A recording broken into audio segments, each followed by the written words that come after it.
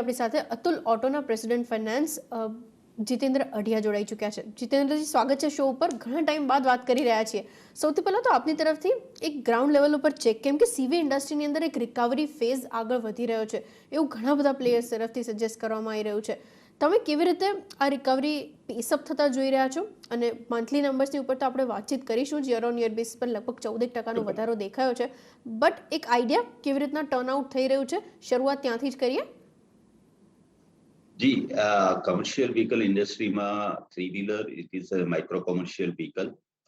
Obviously, recovery is very slow. I expect કે હજી another 2 કે 3 quarter અને three wheeler would be definitely going back to normal level, subject to there is no third wave. ચોક્કસપણે જ્યારે MHCV ની વાત કરીએ ત્યારે micro commercial vehicle is a linkage અને એક સપોર્ટ વ્હીકલ તરીકે જે ઇવન લાસ્ટ માઇલેજ ડિલિવરી તરીકે પણ આઈડેન્ટિફાઈ થાય છે. તો એ જે ગ્રોથ અને જે રિકવરી લેવલ છે એ I expect that it will continue. પરંતુ three wheeler has got its own dynamics. તેમાં પણ ચોક્કસપણે જોવું પડશે કે how aggressively financers are coming back to finance the product. With introduction of BS6, there are certain changes in dynamics, price dynamics as well.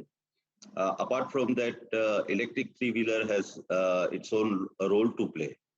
So, ઘણા બધા ફેક્ટરની સાથે we need to see the growth in three-wheeler industry, or we can expect that recovery will come gradually. Okay, gradual recovery expect કરી શકાય છે. In terms of volumes કેવી રીતના improvement અહીંથી expect કરો છો? અને જ્યારે આપણે આ નોર્મલાઇઝેશનની વાત કરી રહ્યા છીએ, બે ફેક્ટર્સ જે મારે ખાસ ડિસ્કસ કરવા છે. મને યાદ છે લાસ્ટ ટાઈમ આપણે જ્યારે ડિસ્કશન કરી રહ્યા હતા તો તમે જણાવ્યું હતું કે ડિમાન્ડની અંદર ધીરે ધીરે અહીંયા આગળથી થોડુંક પિકઅપ આવતું દેખાશે, પ્લસ ફિનાન્સિંગનો જે પેસ છે એ ત્યાંથી પણ થોડુંક એક ઇમ્પ્રુવમેન્ટ આવતા દેખાશે. તો ટ્રાન્સલેટ થઈ અને આપણે અહીંયા આગળ ક્યુમ્યુલેટિવલી થોડુંક ઇમ્પ્રુવમેન્ટ આવતા જોઈશું. આ બંને વસ્તુઓ કેવી રીતના ટ્રાન્સલેટ થઈ છે એઝ ઓફ નાઉ, એક આઈડિયા તમે મને આપી શકો? અને ઇન ટર્મ્સ ઓફ વોલ્યુમ્સ કેવી રીતના FY22 માટે મારે એક્સપેક્ટ કરવા, જે બાકીનું હાફ બાકી છે એમાં? સૌથી પહેલા ઇન્ડસ્ટ્રીની વાત કરીએ તો ચોક્કસપણે there is a movement July onwards. Obviously, July, August and September, there is a gradual ramp up in overall volume.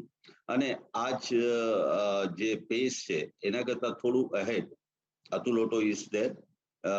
ગયા મહિનામાં month over month there was growth of 34%, approximately 34%.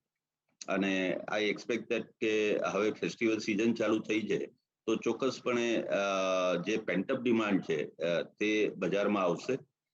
બે ડિફરન્ટ એપ્લિકેશન્સ છે, કાર્ગો અને passenger. Cargo recovery level is about 70%.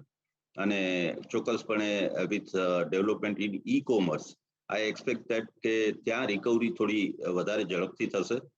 પેસેન્જરમાં passenger application ma obviously the financer has to play a bigger role.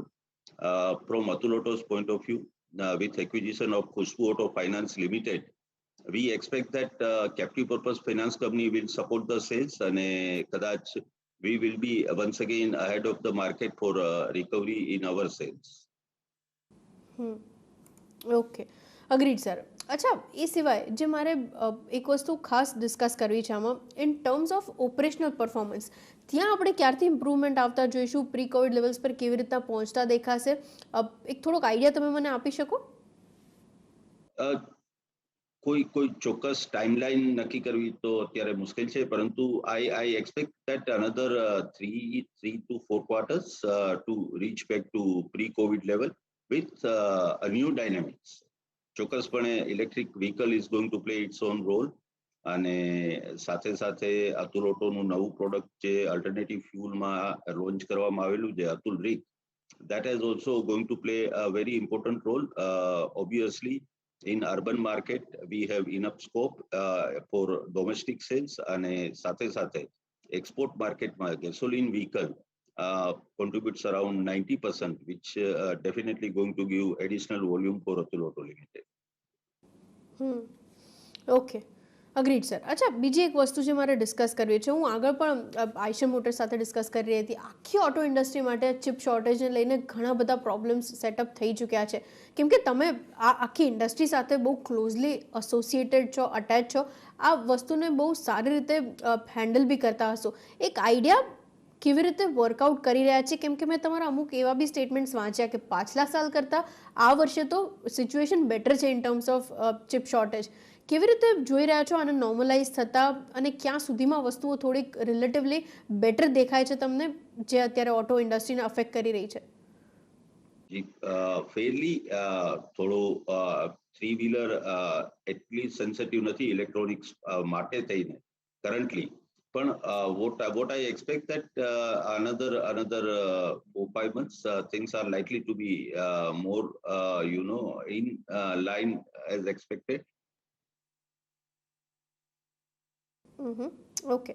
અને in terms of margins ત્યાં કેવી રીતના performance expect કરવું મારે year and સુધીમાં? કેમ કે આપણે ઓપરેશનલ નંબર્સની વાતચીત કરી રહ્યા હતા, વોલ્યુમ્સમાં તમે કીધું પેસઅપ આવશે અને ફિનાન્સિંગ એક્ટિવિટીઝ થોડીક પિકઅપ થતી દેખાઈ રહી છે. કેવી રીતે FY22 એન્ડ થતા સુધીમાં માર્જિન્સનું બેન્ડ મેન્ટેન રહેશે? એક આઈડિયા તમે મને આપી શકો તો? માર્જિન પર પ્રેશર તો ચોક્કસપણે બની રહ્યું છે, પરંતુ thankfully we were able to pass out that price hike into the market previous month, and we expect that we will end up the year with a little less than the normal margin, but let us see how the second half is going to pan out.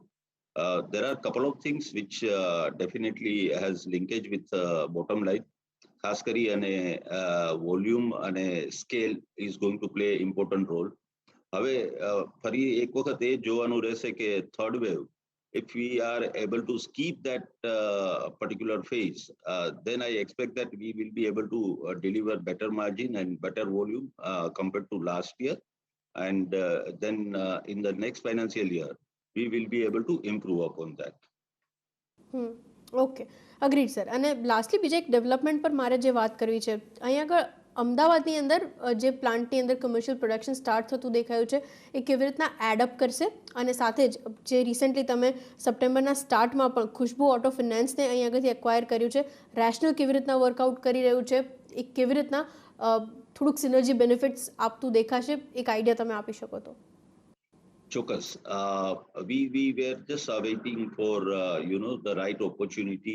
In fact, plant was almost ready 12 months back, પરંતુ because of COVID and demand પર જે pressure હતું તે જોઈ અને commercially we have postponed the commencement of commercial production. Now we are happy that we will have that opportunity to explore our investment into the market. With Ahmedabad plant, we are going to add up capacity of another 60,000 units. બંને પ્લાન્ટની combined capacity 1,20,000 vehicle.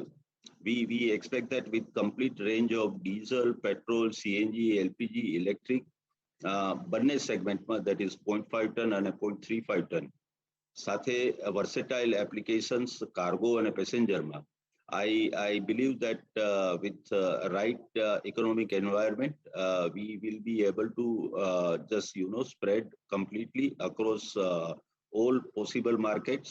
India sibai, there are approximately 36 countries which are using three-wheelers.